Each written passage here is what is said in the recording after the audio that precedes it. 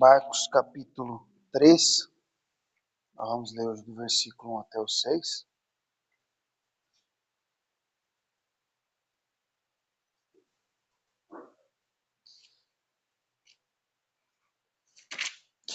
Estas são as palavras de Deus. E outra vez entrou na sinagoga, e estava ali um homem que tinha uma das mãos mirrada. E estavam observando se curaria no sábado para o acusarem. E disse ao homem que tinha a mão mirrada: levanta-te e vem para o meio. E perguntou-lhes: é lícito no sábado fazer bem ou fazer mal? Salvar a vida ou matar? E eles calaram-se. E olhando para eles em redor com indignação, condoendo-se da dureza do seu coração, disse ao homem: estende a tua mão. E ele a estendeu, e foi-lhe restituída a sua mão, sã como a outra. Amém. Senhor, obrigado pela tua palavra. Abra o nosso coração, nosso entendimento para recebê-la. Fala conosco, Senhor, hoje. Nós precisamos ouvir a tua voz, em nome de Jesus. Amém. Os irmãos podem se assentar.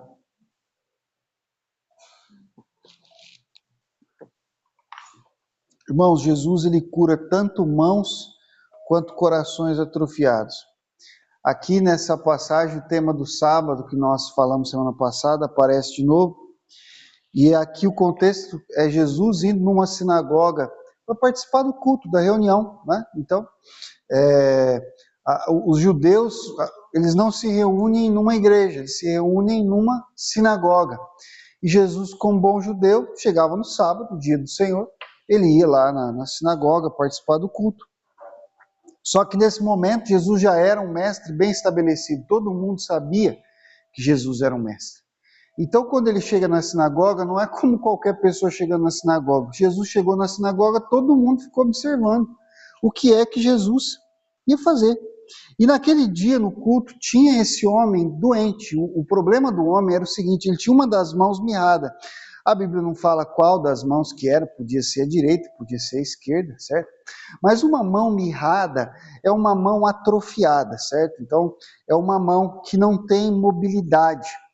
E eu não sei se você já viu uma pessoa com a mão assim atrofiada, ela não consegue mexer, geralmente a mão vai virando assim para o lado de dentro, vai dobrando, vai fechando, ela não consegue abrir os dedos. E aqueles músculos, aqueles tendões, embora eles não sejam fortes, eles ficam enrijecidos, porque eles não têm mobilidade, eles vão ficando meio que duros, né? E a Bíblia não diz exatamente por que a mão daquele homem ficou daquele jeito. Talvez foi um acidente que ele sofreu. Uma vez eu conheci um irmão que não foi bem um acidente, né? Ele levou um tiro de 12 na mão. E a mão dele atrofiou, porque ele levou um tiro. Ou, às vezes, uma pessoa pode ser uma situação que ela teve um derrame, pode ser mil coisas que podem fazer a mão de uma pessoa ficar atrofiada, mas a Bíblia não diz e não tem como a gente saber.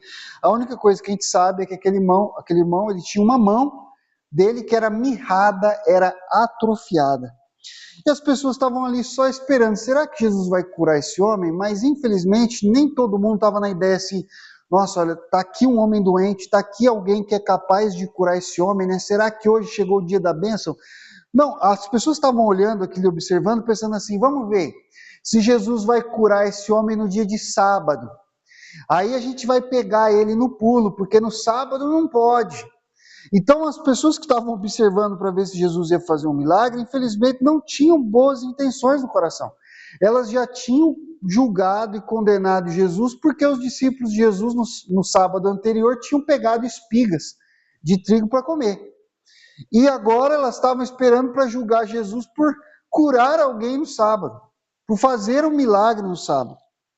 Jesus percebeu o que é que aquelas pessoas estavam pensando, o que estava acontecendo no coração delas, como elas estavam esperando Jesus cometer um erro, entre aspas, para poder condenar e acusar Jesus. E aí Jesus decide fazer duas coisas, porque Jesus ele costuma fazer isso. Eu não sei se você tem percebido isso no nosso estudo aqui do Evangelho de Marcos, nós temos percebido que Jesus ele costuma fazer mais de uma coisa com o mesmo ato. É aquela história de matar 2 coelhos com uma cajadada só, né? Ou um tiro só, você vai e mata 2 caças. Jesus ele costuma fazer isso. Naquele momento ele falou assim, olha, eu vou ao mesmo tempo revelar o que tem no coração dessas pessoas e curar esse homem da mão mirrada. E aí Jesus chama esse homem para o meio da sinagoga e faz uma pergunta não para o homem, mas para as pessoas que estavam observando, as pessoas que estavam na sinagoga. É lícito no sábado fazer bem ou fazer mal, salvar a vida ou matar? Que pergunta, né? Você chama uma pessoa doente para o meio da igreja e pergunta para a igreja: o que é que pode fazer no sábado? Salvar ou matar? Fazer o bem ou fazer o mal? E todo mundo, ó, quietinho, silêncio absoluto. Você conseguia ouvir uma agulha caindo no chão naquele momento. Só que Jesus percebeu que aquele silêncio não era um silêncio de vergonha, de nossa, olha, ele percebeu a nossa maldade. Era um silêncio de crueldade. Era um silêncio de raiva.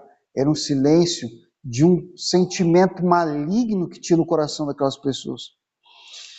Agora, esse texto, ele é um dos textos, o Evangelho de Marcos, ele é muito especial, porque ele é um dos poucos evangelhos que tem várias referências para o estado emocional de Jesus. Então ele não fala só Jesus disse isso, Jesus fez aquilo, não. Ele fala, e Jesus sentindo tal coisa, vendo tal coisa, e com tal sentimento dentro dele, ele foi e fez tal coisa. Então ele revela para nós algo sobre o estado emocional. E aqui ele diz o seguinte, que Jesus se indignou e se condoeu. Indignação, irmãos, não é uma palavra comum que a gente usa, né? Mas de vez em quando você ouve alguém falando assim, fulano está indignado lá. Quando alguém fala assim, fulano está indignado, o que significa? Que fulano está irado. Fulano está bravo. Existe um sentimento, então, de raiva aqui.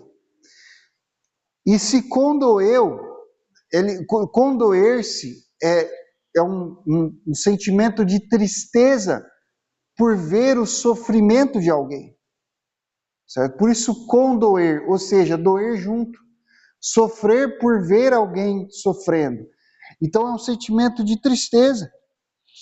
E isso aqui, esse sentimento de Jesus foi mais por causa da dureza do coração daquelas pessoas do que pela enfermidade do homem. Porque a Bíblia não fala que Jesus se condoeu pelo sofrimento do homem da mão mirrada, embora você pode acreditar que Jesus teve compaixão daquele homem que tinha a mão mirrada, mas a Bíblia claramente, Marcos fala que Jesus se condoeu pela dureza do coração daqueles homens que estavam ao redor observando a situação.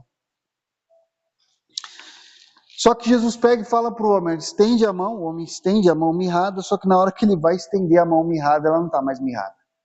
Porque exatamente é isso, né? Uma mão mirrada é uma mão que não estende, é uma mão que fica assim.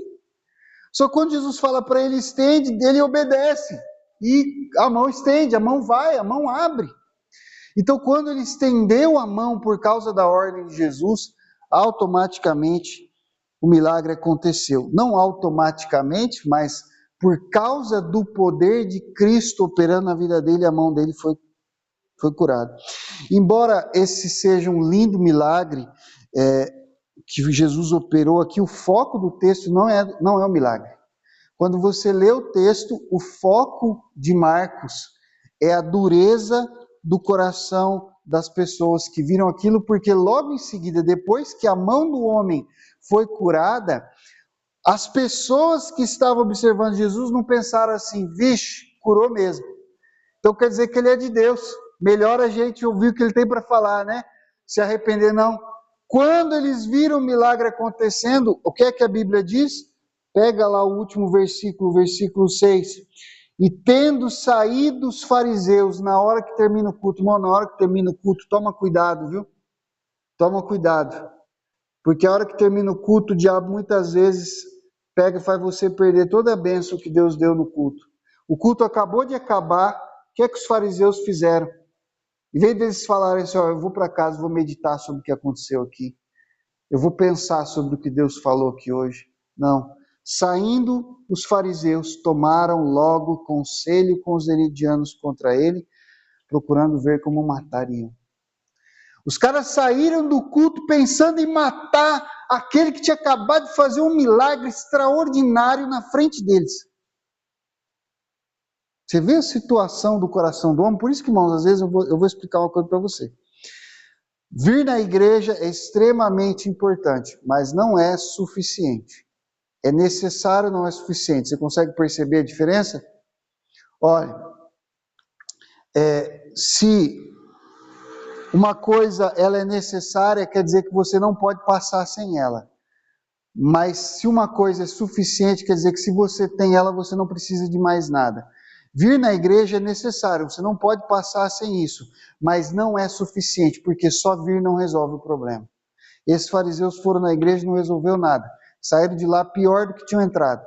Porque eles entraram lá pensando em alguma coisa que eles poderiam ver Jesus fazendo. Saíram de lá pensando em como matar Jesus, como destruir Jesus, como acabar com ele.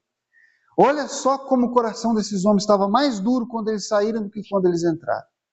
Então tem que vir na igreja, irmãos, essa é uma postura que a gente tem quando a gente vem no culto, quando a gente abre a Bíblia para ler, quando a gente vai dobrar o joelho para orar, tudo isso é necessário, mas é necessário também que você entre nesses lugares da presença de Deus com o coração aberto para o que Deus vai fazer ali e vai operar. Porque senão, irmãos, Deus faz, Deus opera, Deus fala. E tem umas histórias, às vezes você ouve, se você for sentar com ela lá para ouvir as histórias que ela conhece de igreja, do que ela já viu de absurdo, é impronunciável. É impronunciável, eu não posso repetir aqui na igreja. As histórias que ela lá já viu. Isso porque tem histórias que eu já vi, né? Eu estou na igreja faz o quê? Eu converti com 11 anos, estou com 39, então faz 28 anos de crente, né? Ainda assim, ela lá já faz 120, né? Então... Por quê? Como que essas coisas acontecem na igreja? A palavra de Deus não está sendo pregada? Tá. Os louvores não estão sendo dirigidos a Deus? Estão. As pessoas não estão fechando os olhos para orar? Estão. Mas se a pessoa está lá na igreja com o coração fechado, irmão, não adianta nada. A pessoa está lá na igreja 10 anos, 15 anos, 20 anos, com o coração fechado, a palavra entra aqui e sai aqui. É por isso que você vai evangelizar, é interessantíssimo quando você vai evangelizar na rua e você pega o pessoal aí você vai conversar com qualquer morador de rua aí, é 90% de chance dele saber no mínimo uns 20 versículos decorados. Ter várias lições de escola dominical ali decoradas na cabeça dele. Não serve para nada, está indo para o inferno. Usando droga, bebendo, destruindo a vida, não quer saber de família, de nada, totalmente acabado. Mas aí você vai explicar para ele o amor de Deus, muitas vezes ele até está fechado, por quê? Porque ele acha que já sabe, por causa de todos aqueles anos que ele passou lá na igreja, ele acha que ele sabe alguma coisa de Deus. Mas ele passou esses anos todos lá perdendo tempo, porque o coração dele estava fechado, ele só estava de corpo presente. O coração não estava lá. Então, irmãos, a presença na igreja não resolve o problema. E o pior é o seguinte, os fariseus, irmãos, eram os pastores da igreja. Até eu, se eu estiver aqui no culto pregando para vocês e o meu coração estiver fechado, não adianta nada. Você está entendendo? Eu vou estar aqui pregando, falando, tudo bonitinho, abraçando os irmãos, aleluia, aleluia, fecho o olhinho na hora da oração, né? Dobro o joelhinho na hora da confissão, tudo bonitinho, e o coração travado, fechado, sem Deus, sem nada, sem Espírito Santo, chegar no dia do juízo, em vez de ouvir aquela frase maravilhosa que nós queremos ouvir, vinde benditos do meu Pai para o gozo que vos está preparado. Se o pastor ele viveu a vida dele inteira pregando para os outros e não vivendo e crendo de verdade no coração dele, chegar naquele dia, apartai-vos de mim, vós malditos, para o fogo eterno, nunca vos conheci. Já pensou, irmãos, que coisa horrível? Esses fariseus frequentavam a igreja e não resolveu nada. Agora tem algumas lições que Jesus ensina aqui, eu só vou focar hoje em uma, que é a doença do coração duro. Que eu já introduzi para vocês. A pior doença, irmãos, é o coração duro. A pior doença que uma pessoa pode ter é um coração duro. O homem que tinha a mão mirrada, ele estava lá na sinagoga, na igreja, e facilmente qualquer pessoa olhava para ele e via que a mão dele era atrofiada, que a mão dele era mirrada, ele tinha um problema. Você olhava para ele, você dizia, qual que é o problema desse irmão? Eu já sei qual é o problema dele. Olha a mãozinha dele, não consegue pegar nada, não consegue pegar o copo, não consegue pegar nem o pão da ceia na hora do culto. Esse é o problema dele, ele tem uma mão mirrada, né? Agora, uma mão mirrada é uma mão, irmãos, que existe, está lá, só que é um peso morto. É uma mão que não serve para nada. O cara não quer cortar ela fora porque dói, né? Ela serve para doer, ela serve para atrapalhar, mas ela não consegue sustentar um corpo.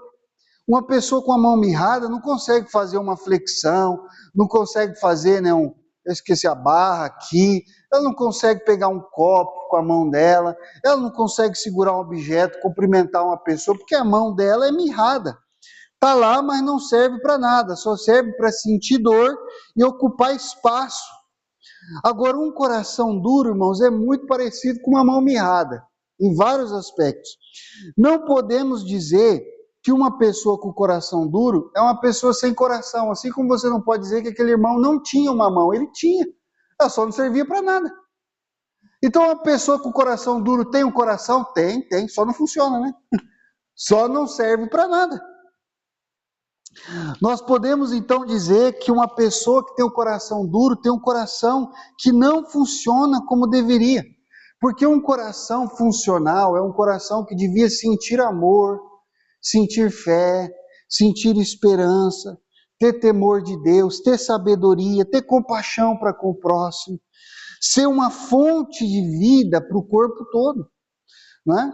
Ter temor de Deus, um coração que bate, um coração funcional, um coração em perfeito estado, ele vai bombear essas coisas para o restante da vida da pessoa.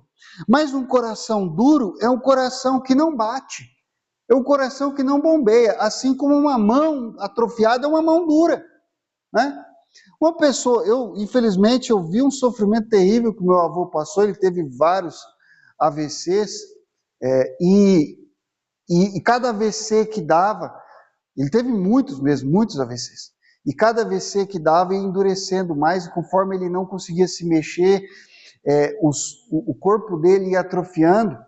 E quando a gente ia levantar e ia pegar ele, ele era fraco, certo? Ele era leve, porque leve assim, né? Leve comparativamente, mas era difícil de carregar. Só que as mãos, os pés eram duros. E a mãozinha dele, naquele sofrimento, daquele atrofiamento, foi fechando, ficando dura. Pensa num coração, irmãos, agora mais ou menos, levando isso como uma analogia. Um coração atrofiado é um coração duro que vai aqui, ó, travando, igual uma mãozinha atrofiada, que pode ser fraca, que não consegue levantar nada, mas também você não consegue abrir, porque está duro, entendeu? Está duro. É um coração que não ama, que não crê, que não espera, não ouve a voz de Deus. É um coração que não se entrega ao Senhor, não faz a vontade de Deus. Um coração duro, irmãos, é um coração que está cheio de ódio, de prostituição, de amargura. É um coração que está cheio de mentira, de falsidade, de desejos malignos, de egoísmo.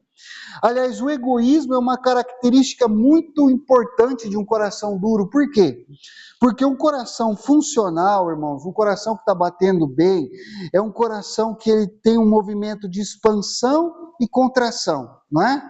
Então imagina que isso aqui é um coração, ele está o tempo inteiro expandindo e contraindo, expandindo e contraindo. Então ele tem um movimento para fora e para dentro, para fora e para dentro, certo? Não sou nenhum cardiologista, né? Mas imagino que é assim que funciona. Eu acho que você, mesmo sem ser um cardiologista, consegue entender esse funcionamento do coração. Expande, fecha, abre, fecha, expande para receber sangue, fecha para mandar sangue para fora. Então, o coração ele está sempre se expandindo e se contraindo. Mas um coração duro é um coração que só se contrai. Ele nunca se expande. O movimento de um coração duro é sempre para dentro, nunca para fora. Ele se aperta em si mesmo, e assim, irmãos, é o coração egoísta. O coração egoísta e pecador é um coração que está sempre mais preocupado com ele mesmo. Ele é a própria prioridade, ele é inclinado para dentro de si mesmo. Ele nunca se expande, nunca se abre, nunca sai de dentro de si mesmo para o encontro do Senhor, para o encontro do que está lá fora. As obras da carne, se você observar a narrativa de Paulo sobre as obras da carne, você vai perceber que elas revelam esse movimento de contração do coração duro. A Bíblia descreve as obras que são praticadas por aqueles que não têm uma fé verdadeira e que não são salvos. E essas obras, elas revelam uma motivação mais profunda no coração deles, que é sempre o amor de si mesmo, é sempre o amor pelo ego, é sempre o amor pelo eu, é sempre um desejo de satisfação própria, de glorificação própria, de enaltecer as próprias qualidades. Você já percebeu que às vezes uma pessoa pode cometer uma obra da carne, um pecado, até quando ela está ajudando o próximo? Quando eu já vi tanto isso, irmãos, e nós temos que tomar muito cuidado, porque é uma tentação constante. Às vezes você está ajudando alguém e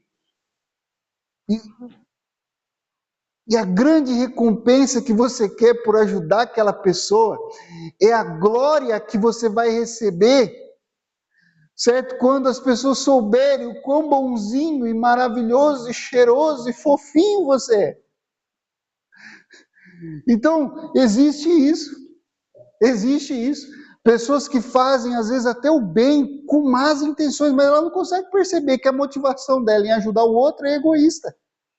Não é o bem do próximo, mas é o bem, a glória dela própria, enaltecer as próprias qualidades. Infelizmente, irmãos, o estado espiritual do mundo todo é um estado de coração duro. O mundo inteiro, quando você olha para o mundo, quando você olha para a cultura, quando você olha para a vida das pessoas, quando você olha até mesmo para a sua própria vida, talvez para o seu passado, talvez até um pouco para o seu presente, você percebe que o seu coração é mais inclinado para si mesmo, então, ou às vezes ele até se expande um pouquinho, mas logo ele se contrai rapidinho, né? Ele tem uma expansãozinha e logo ele já volta. Por quê? Porque o coração é duro. E conforme as pessoas vão pecando, irmãos, tanto mais ele vai endurecendo. Porque você não precisa ter um coração totalmente pedra ou totalmente mole. Ele pode ir se endurecendo aos poucos e num espectro, né? Onde você tem aqui a pedra de pederneira dura, um diamante inquebrável, uma coisa terrível. E aqui um coração totalmente expansivo, tem vários graus aqui no meio que uma pessoa pode estar, né? Ou ela pode estar mais próxima daqui, ou ela pode estar mais próxima daqui, ou ela já pode estar tão dura que ela já nem percebe mais o quanto o coração dela se endureceu. Mas quanto mais nós vamos abrindo para o pecado, tanto mais você vai endurecendo seu coração. Endurecendo, endurecendo, endurecendo. A diferença, irmãos, entre um coração duro e uma mão mirrada é que uma mão mirrada é muito difícil de esconder. Se você tiver a mão direita mirrada, vai ser mais difícil ainda, porque todo mundo vai te cumprimentar e não tem como você cumprimentar a pessoa porque sua mão está mirrada. Agora, um coração atrofiado, um coração mirrado, esse é fácil de esconder, porque ele fica aqui dentro, ninguém vê. As pessoas olham, está tudo bonitinho, está tudo ok, mas na verdade não está. No caso daqueles fariseus, eles podiam disfarçar a dureza do coração deles através da religiosidade. Eles poderiam usar a religião como uma máscara para a maldade que tinha no coração deles, certo? Mas veja, não são só os fariseus que mascaram a própria maldade. Os fariseus usavam a religiosidade, mas às vezes as pessoas usam também sentimentos nobres, né? Outros tipos de sentimentos para mascarar a própria maldade. Então, quantos adultérios já não foram cometidos sob o estandarte de um falso amor? Mas por que você está traindo sua esposa? Por que você está traindo seu marido? Eu não posso negar o meu amor por essa pessoa que eu não podia negar o amor. Veja, essa pessoa está usando o amor como uma máscara para cobrir o quê? Adultério. Adultério não tem nada a ver com amor. Nunca teve, nunca vai ter. Adultério sempre foi uma obra da carne, sempre é uma contração do coração. O adultério sempre é baseado num sentimento egoísta de satisfação própria. Sempre, todas as vezes. A crueldade é a mesma coisa. Quantas vezes você vê uma pessoa fazer uma crueldade, uma maldade com alguém, aí você fala, mas por que você fez isso? Não, é porque eu sou sangue quente. O que está por trás dessa afirmação, sou sangue quente? Não, eu não consigo ver a injustiça. Eu não aguento sofrer injustiça. Agora a justiça vai ser a máscara para cobrir o quê? A maldade, a crueldade. O desejo de ferir, de machucar, de destruir o próximo. E a mentira. Quanta mentira é contada sob o estandarte da verdade. A gente saiu de uma época agora onde inventaram, saímos não, né? Ainda estamos nela, entramos numa época do tal do fake news e das agências de checagem. As agências de checagem de fake news estão sendo provadas toda hora como verdadeiras e profundas mentirosas. E o pior que é o seguinte, se você já teve, espero que você não tenha essa oportunidade. Espero que você não tenha essa oportunidade, espero que você não seja essa pessoa. Mas, se você um dia passar por uma situação que você sabe que uma pessoa está mentindo, e você não tem escapatória, você precisa confrontar ela com a mentira. Você vai perceber que o mentiroso é o cara que mais defende a verdade. Jamais! Mas você sabe, você viu. Você estava lá. A mentira muitas vezes é mascarada, irmãos, com a verdade. Então não é só o fariseu que esconde a maldade do coração por trás de uma máscara. As pessoas no dia a dia, todas elas estão fazendo isso o tempo todo, elas estão o tempo inteiro fingindo, mentindo, enganando, para esconder o quê? Um coração duro lá dentro, um coração egoísta, inclinado para si mesmo.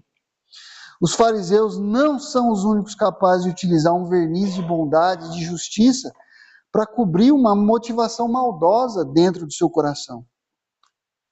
Agora a questão, irmãos, é que Cristo vê por trás dessa cortina.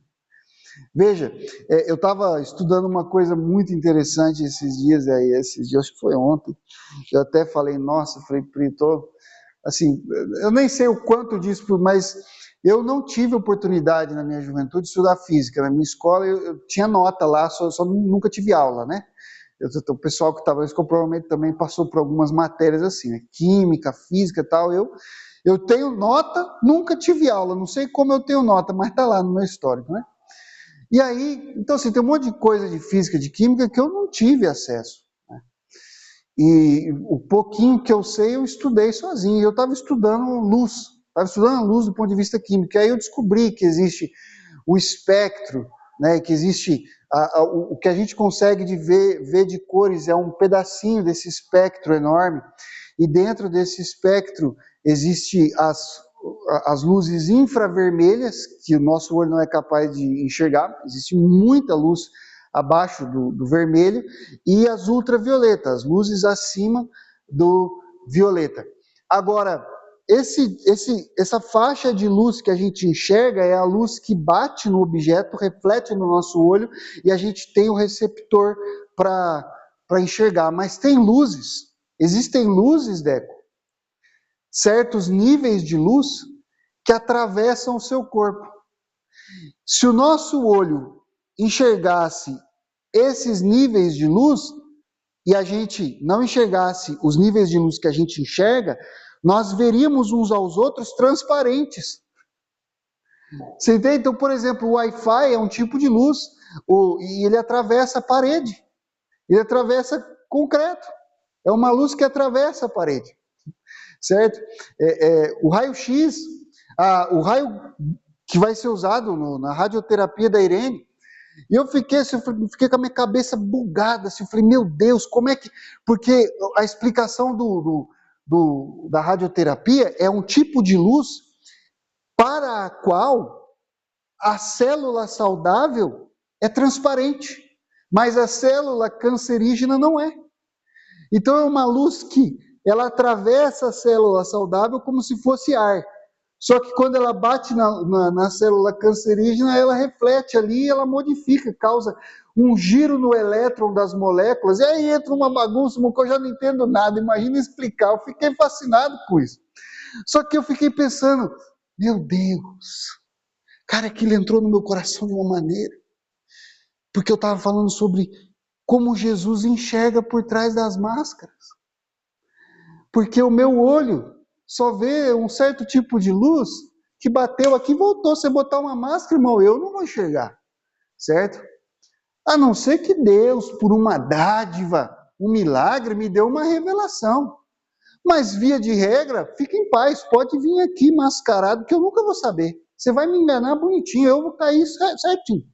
Pode pôr a máscara que você quiser, e eu vou cair certinho. Por quê? Porque eu só vejo a luz que bateu ali, refletiu. Mas Jesus, irmãos, Jesus vê a luz que penetra.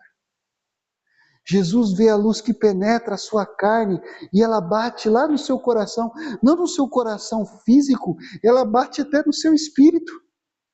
E desenha para ele exatamente todos os seus pensamentos verdadeiros.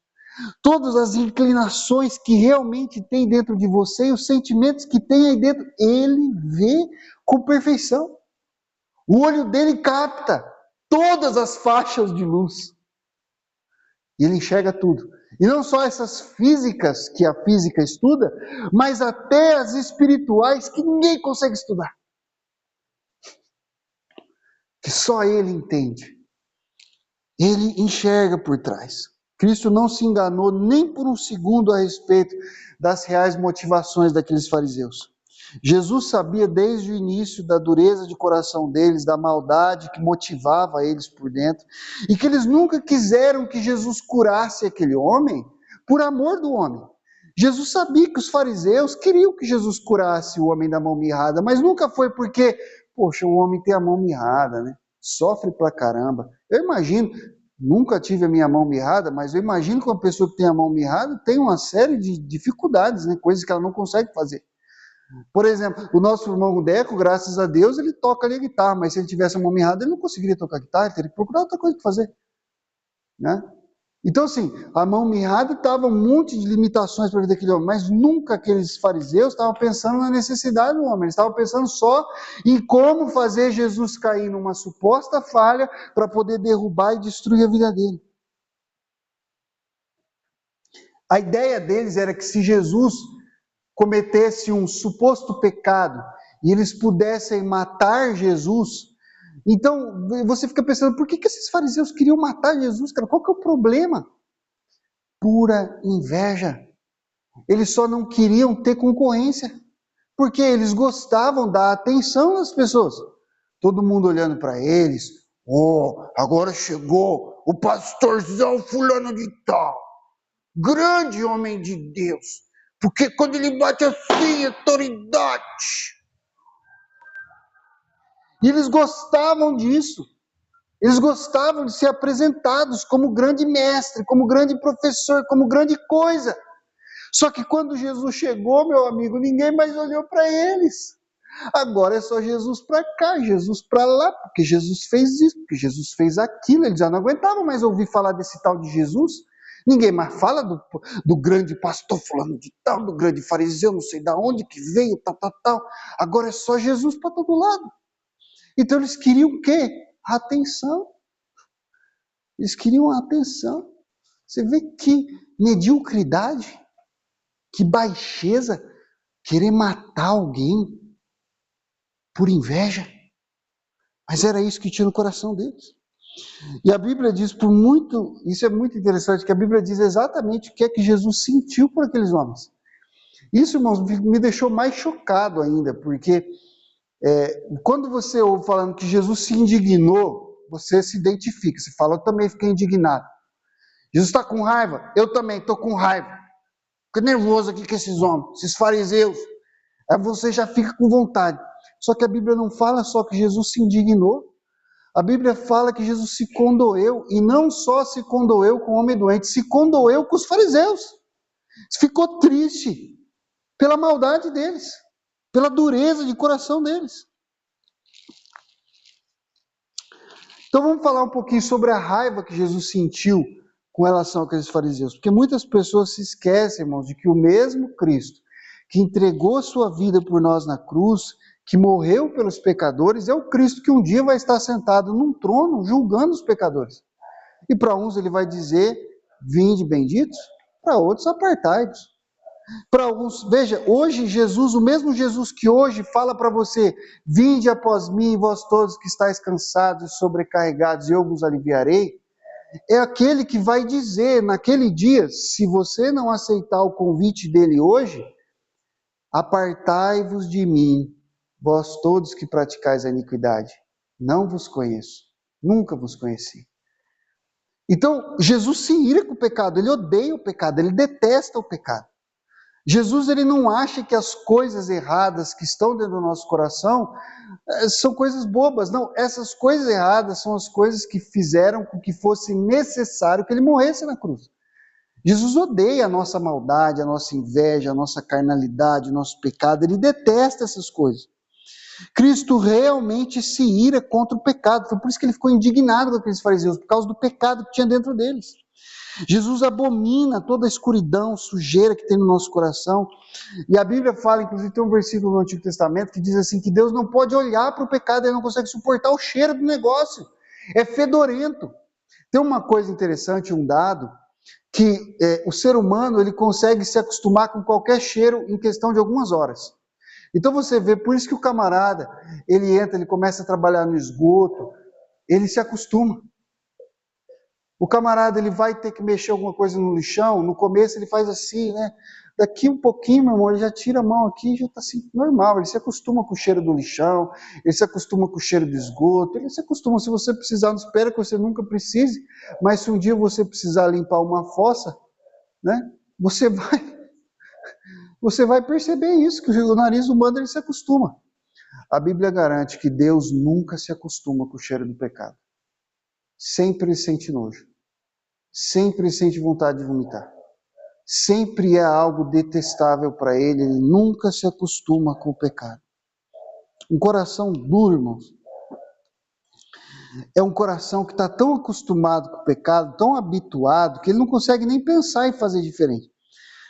Agora, veja, qual que é a solução de Deus? Então, já que o meu coração é duro, estou acostumado com o pecado, como eu me acostumo com o cheiro fácil, eu já não sinto mais nojo, né? Eu vou lá, me meleco mesmo, na sujeira do pecado, as fezes do diabo ali, aquela imundícia, aquela nojeira, eu estou acostumado com aquilo, eu vou aprendendo a viver, vou aprendendo a conviver com aquilo. Eu vou aprendendo, certo? Meu coração vai endurecendo, endurecendo, endurecendo. Então chega uma hora que você pergunta para uma pessoa que tem o coração duro, ela nem consegue perceber. Você acha que algum desses fariseus percebia que o coração deles era duro que nem pedra?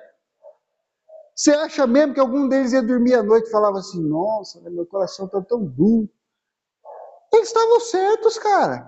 Na cabeça deles está tudo certo, tudo no padrão, tudo ok, todo mundo faz assim, tudo beleza. Agora, o que é que Deus promete para resolver o problema? Deus fala assim, olha, não vai adiantar eu querer amolecer esse coração duro que você tem. Não vai resolver. Então, o que é que Deus promete? Deus fala assim, olha, eu vou fazer o seguinte, eu vou arrancar o coração de pedra e eu vou colocar um coração novo de carne. Não tem jeito, tem que ser feito um transplante, irmão. Um transplante. Se você, não adianta, não, vou tomar um remedinho aqui, um captopril aqui. Qual que é os outros remédios de coração que tem aí, farmacêuticas? Você... É muito. Não adianta. O coração duro, meu irmão, remedinho não resolve. Tem que ser feito um transplante, tem que tirar o coração duro de pedra e colocar um coração novo. E é daí, irmãos, que nasce a necessidade de uma regeneração. Jesus falou assim, olha,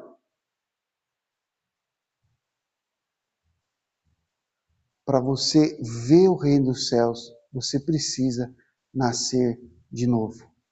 Precisa nascer de novo. Não adianta você querer, não vai, do jeito que você está, não vai. Precisa nascer de novo, regeneração.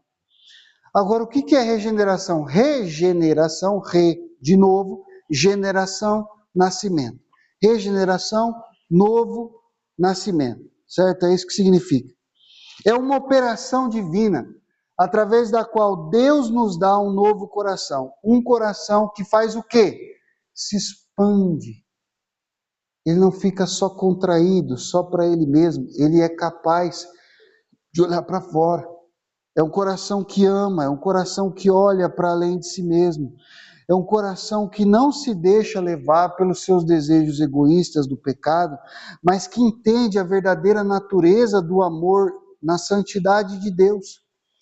Você precisa mudar o seu conceito de amor e você não vai conseguir. Você precisa de uma operação de Deus no seu coração para arrancar o coração de pedra que está aí, para daí você conseguir entender o que é o verdadeiro amor. O amor verdadeiro não é isso que você experimentou aí no mundo. Aí no mundo o que você experimentou é uma coisa falsificada. Não é verdadeira, não é genuína, é um placebo. Não cura, não salva, não liberta, não leva para o céu, não faz nada, é um amor falso. Você precisa do amor verdadeiro e você, para receber esse amor, para entender esse amor, precisa nascer de novo. Então Cristo manda aquele homem com a mão mirrada vir até o centro da sinagoga, estender a sua mão, e quando o homem estendeu a mão mirrada, ela foi curada. E ela deixou de ser mirrada. E você não tem ideia do privilégio que é poder fazer isso daqui. Mas aquele homem sabia, porque ele nunca podia. Mas no momento que ele estendeu, a mão dele pôde finalmente se abrir. Só que antes disso, antes de curar a mão daquele homem, Jesus deu uma chance para as pessoas que estavam naquela sinagoga de estenderem o coração mirrado que elas tinham e ter o seu coração curado, ter o seu coração transformado, restaurado por Jesus. Se aquelas pessoas, ao invés de ficarem quietas, sem responder a pergunta de Jesus, se elas tivessem respondido: Senhor, é lícito salvar, me salva. É lícito fazer o bem, me cura. Se elas tivessem respondido de forma positiva a pergunta de Jesus, elas teriam sido salvas. A vida delas teria mudado, porque Jesus, irmãos, não se indignou pela dureza do coração deles apenas, mas Jesus se condoeu, ele sentiu tristeza. Então vamos ver um pouquinho agora a tristeza que Jesus sentiu pelo coração duro dos fariseus. Não é só ira. Isso que eu quero que você entenda, tá? Jesus se indignou, Jesus fica indignado com o pecado, com certeza. Jesus detesta esse pecado que tem na sua vida, sim. Ele não consegue respirar perto de você por causa desse pecado, sim. Mas mesmo assim ele vem. Como?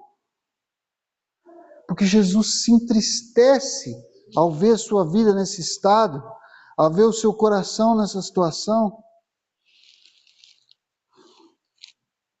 Porque Jesus ama o pecador. O mesmo Deus que odeia o pecado, que abomina o pecado, é o Deus que ama profundamente o pecador. Ama profundamente a pessoa que está presa naquele pecado. Então, o meu convite é: ei, você de coração duro, ei, você que anda longe do Senhor, ei, você que está aí preso no seu egoísmo, vive no seu próprio pecado, está sempre inclinado para si mesmo, age sempre buscando a satisfação dos seus desejos egoístas, que não teme ao Senhor, que não obedece à palavra do Senhor, que define amor conforme os desejos do seu coração e não conforme a verdade. O que é que eu convido você? Pega esse seu coração duro e estende para Jesus. Fala, está aqui, Senhor. É o coração duro que eu tenho. E quando você estender esse coração duro, o Senhor vai te curar. Esse coração vai ser sarado. Ele vai pegar esse coração duro que você tem, vai dar um jeito nele e vai te dar um coração novo. Vai curar você. Esse é o objetivo de Jesus. A Bíblia diz claramente que Jesus não se alegra, Deus não se alegra com a morte do ímpio, mas que o ímpio se arrependa e seja salvo. Não existe um prazer em Deus de no dia do juízo falar para qualquer pessoa, aparta-te de mim. Não tem. Ele vai fazer isso pela vontade da própria pessoa. A própria pessoa se afasta de Deus a vida inteira. Aí chega no dia do juízo, Deus vai obrigar essa pessoa a entrar no céu. Ela nunca quis Deus, ela nunca quis Jesus. Agora seria injusto da parte de Deus pegar essa pessoa e obrigar ela a ir para o céu. Mas é com tristeza que ele vai fazer isso. A alegria, o que realmente traz prazer para o coração do Senhor, é curar os corações duros e salvar os ímpios. Aqueles homens, irmãos, de coração duro é que realmente deviam ter ido para o centro da sinagoga. Não era o homem da mão mirrada. O homem da mão mirrada era um homem mais saudável dentro daquela igreja. Era aquelas pessoas de coração duro que tinham que ter ido para o centro da sinagoga e se apresentar perante Jesus com o seu coração mirrado para que Jesus curasse. Então eu pergunto, por que você não faz isso? Por que você não estende o seu coração para aquele que morreu ou antes ressuscitou por você, para te salvar? Por que você não abre o seu coração para ele e fala, Senhor, tem misericórdia de mim? Ao invés de achar um monte de desculpas, subterfúgios contra a verdade do Evangelho, o que nós temos que fazer, irmãos, é simplesmente nos entregar a ela. Agora, hoje é interessante que hoje é a Páscoa.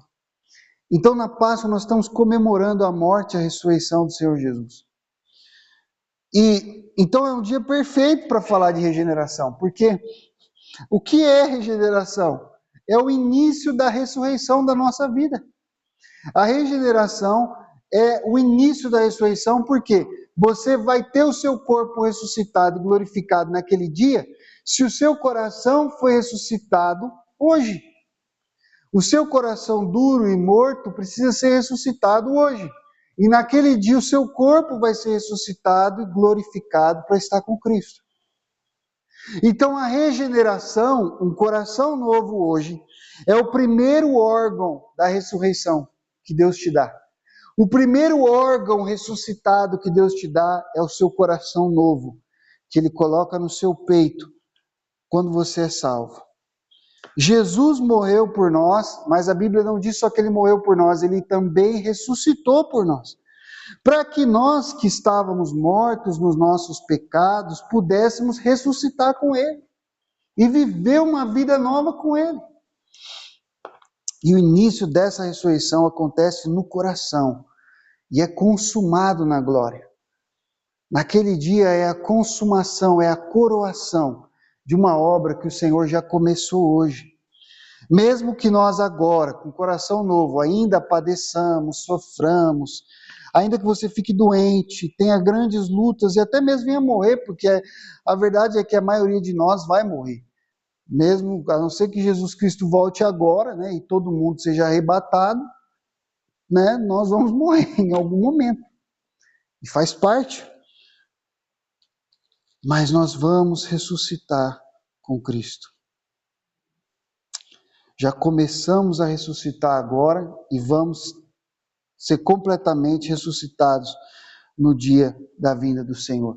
E a promessa e a garantia que você tem de que você vai ser ressuscitado com o corpo glorificado para viver com Cristo na eternidade é o fato de que você tem um coração novo. É como se fosse um pequeno... Tem uma coisa que o Deco faz aí nos mercados quando ele vai oferecer os vinhos. É uma degustação. Certo? É uma degustação da vida eterna. Um coração novo, um coração que se expande, que ama, que perdoa, que abraça, que faz a vontade de Deus, que teme o Senhor, que obedece a palavra, que não se esconde, que se expõe, que confessa. É uma degustação da vida eterna. É o começo daquilo tudo. E essa degustação, ela é também um penhor. a maioria de vocês não deve saber o que é isso. Eu nunca vi, a não ser em filme, mas talvez alguém aqui já viu isso. Existiam as casas de penhores, eu acho que hoje nem existe mais, não sei se existe. Mas você tinha um relógio, você tinha uma coisa valiosa, uma joia, você ia num lugar e você falava para o cara, olha, eu podia vender isso daqui e pegar o dinheiro para pagar, mas eu não quero vender. Eu só preciso do dinheiro momentaneamente, depois eu vou ter o dinheiro de volta.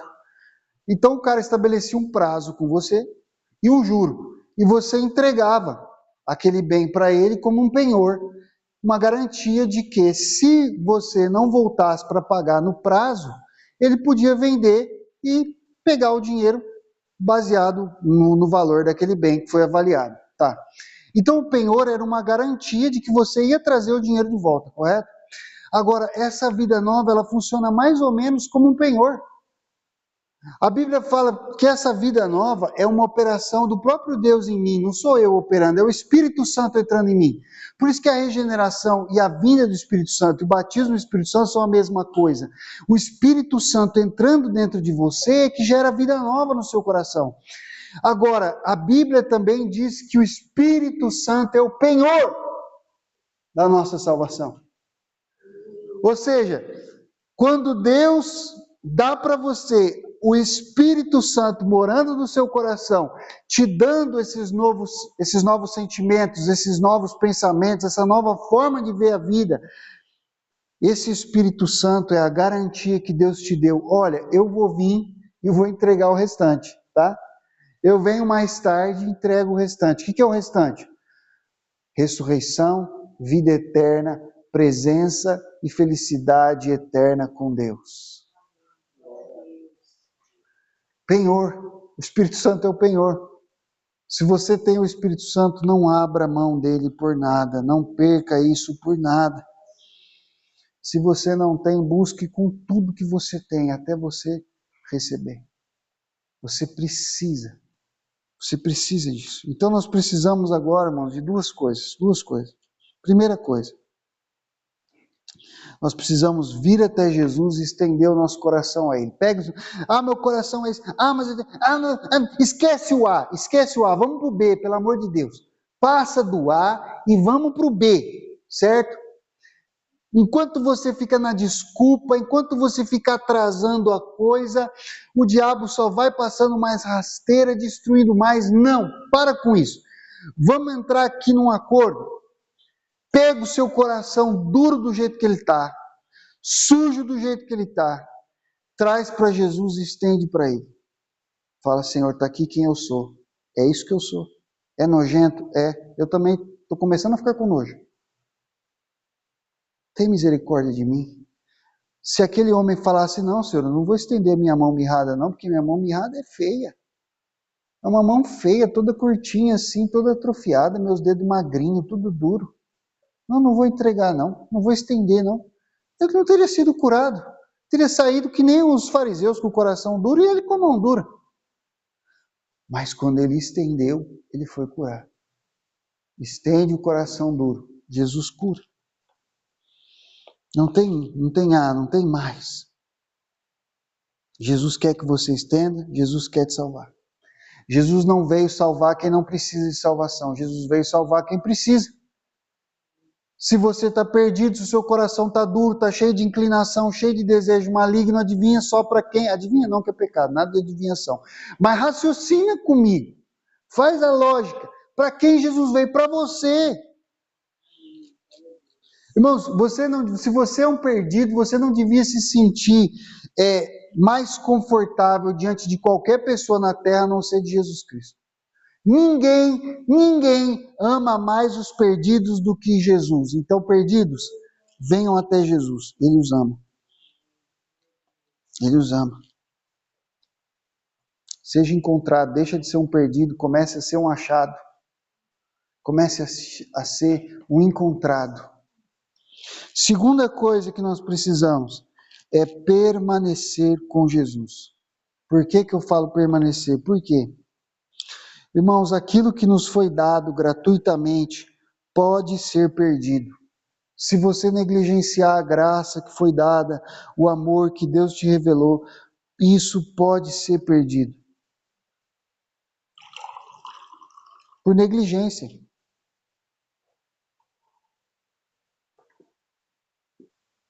Não que Deus vai vir e vai tomar de volta.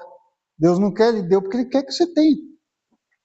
Mas você pode perder por negligência. Você mesmo abrir mão das bênçãos que Deus te deu, a salvação, o perdão dos seus pecados, uma vida nova, um coração transformado, uma promessa de vida eterna, presença dele com você o tempo todo. Se você negligenciar a graça, você pode perder. Agora tem esses irmãos, os morávios. Eu não sei se você já ouviu falar dos morávios, mas alguns irmãos aqui com certeza já ouviram falar deles. Os morávios, eles não são exatamente fruto da reforma protestante. Porque os morávios são descendentes de um grupo que veio antes, os russitas. Os russitas eram um grupo da Boêmia. E John Huss foi assassinado pelos papistas por causa do evangelho. Só que com a morte dele, a mensagem dele ganhou ainda mais força e a nação boêmia abraçou. E esse grupo de evangélicos antes da reforma protestante já existia pregando a palavra de Deus. Quando Lutero teve a descoberta dele da justificação pela fé, ele foi instruído por morávios. Alguns morávios sentaram, conversaram com ele, olha, é isso aqui que a Bíblia diz e tal. Então eles influenciaram demais todos os evangélicos. Só que por causa de muita perseguição, eles quase desapareceram. E aí um grupo deles, fugindo da perseguição, encontrou abrigo com o conde Zinzendorf. E ali eles se influenciaram. O conde Zinzendorf era um luterano, era um protestante, e esses morávios se encontraram com eles. A influência já era profunda entre russitas e luteranos, e ali eles começaram a entender a necessidade de viver o evangelho para fora das fronteiras, e esses morávios se tornaram, na verdade, o estopim de um grande movimento missionário, porque eles começaram a sair para pregar o evangelho e fazer a obra do Senhor de uma maneira tão entregue, enfrentando situações extremamente difíceis. E alguns deles, para poder entrar em certos lugares pregando o evangelho, eles se venderam como escravos. Porque era a única maneira deles entrarem e evangelizar aquelas pessoas era se eles abrissem mão da sua liberdade. E alguns deles se venderam como escravos e foram lá e pregaram o evangelho e ganharam almas e fizeram a obra. E sofreram, claro, consequências por isso. Mas veja que coisa linda. Eles perderam, alguns deles, liberdade, alguns deles, segurança, alguns deles, recursos, alguns deles, família. O que é que eles nunca perderam? A fé deles em Cristo Jesus. Disso eles nunca abriram mão. E eles tinham um lema que é um lema que muita gente hoje adota, né? Eu tenho medo de adotar esse lema, porque quando eu olho as pessoas que usavam esse lema, eu falo, meu Deus, né? Será que eu estou nesse nível? Mas o lema deles era: o Cordeiro venceu, sigamos.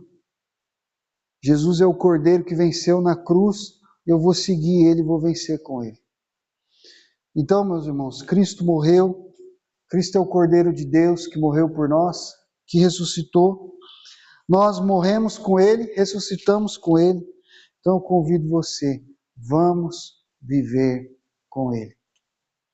Se a gente tiver que perder tudo, mas não vamos perder a nossa fé nunca.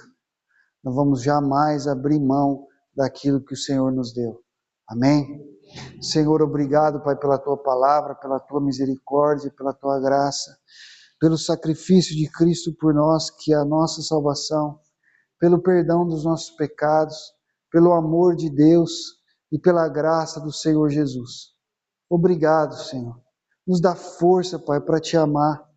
Senhor, meu Deus, para Te servir, para crer o Senhor, para temer o Senhor. Pai, o tempo inteiro não olhar para trás, não desistir, não abrir mão, não negligenciar aquilo que nos foi dado, mas sermos fiéis ao Senhor. Nós trazemos o nosso coração duro, Pai. Não queremos fazer como os fariseus, que esconderam a dureza do seu coração para continuar praticando a maldade.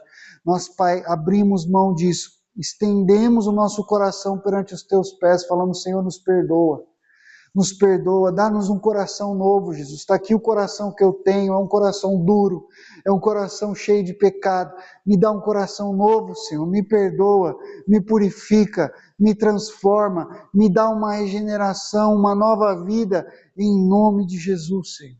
É o que eu te peço para a honra e glória do teu nome. Amém e amém, Senhor Jesus. Glória a Deus.